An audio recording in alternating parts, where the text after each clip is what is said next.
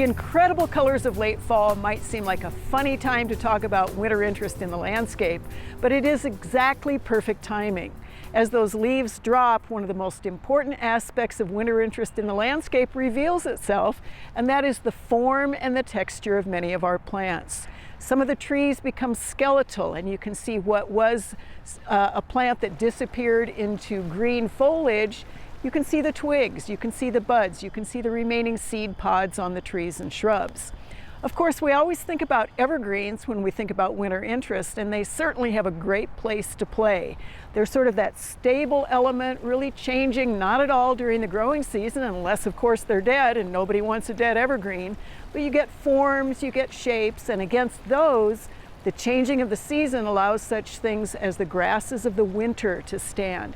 You can leave the seed heads standing. You can take a look at some of the perennials that actually have what we call evergray foliage, or perhaps the seed heads of coneflowers, or the deep, deep, dark, blackish pods of our native Baptisia will be plants that will give you interest throughout almost all of the entire winter.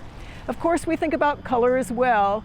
Red stands out starkly, whether it's red twig dogwood. Perhaps you have the bud of a red rose that just couldn't quite let go for the winter months. Maybe it's the berries on certain trees or shrubs that will stay through the winter months.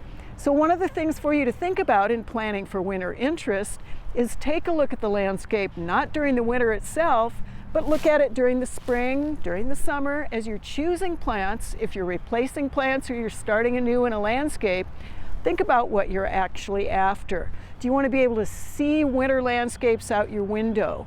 Do you want to be able to walk through them on your way from one point on your property to another? Do you want to be able to attract the birds and watch them as they pluck away at those berries? As importantly as any of that, you want to think about which seed heads you want to allow to stand during the winter months. One of the problems with winter interest can be you get all those marauding critters that will come in, dig, burrow, bury, and make their nests and their homes under those seed heads.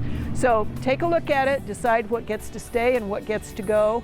Think a little bit messier than typical, and don't be quite so tidy in your fall landscape if you really want to see beautiful winter interest.